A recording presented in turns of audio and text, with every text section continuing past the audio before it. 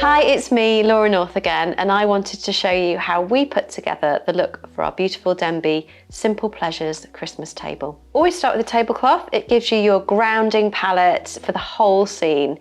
We've used an olive green, which is part of our palette this Christmas, and it really gets offset by that gorgeous setting plaster pink behind. We then strung paper chains and wooden beads around the room. Loads easier to do this at the start so that you're not clambering over candles and glassware. Next, we added some tall tapered candlesticks along the centre of the table using glass and gold candle holders, and we decorated them with gathered foliage and berries to create a natural runner. Next, we dotted some of the kiln vases and candles into the greenery for height and set out dinner plates, pasta bowls and small dishes from our beautiful organic kiln collection. Then we layered in our glassware. We used a bit of cut glass for a bit of shimmer.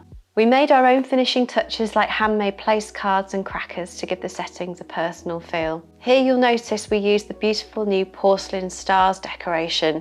They're available in white and blue and are great for your table and tree. And finally, of course, we lit the candles to complete the entire look. For more styling tips and everything you need to set your table this Christmas, don't forget to head over to denbypottery.com.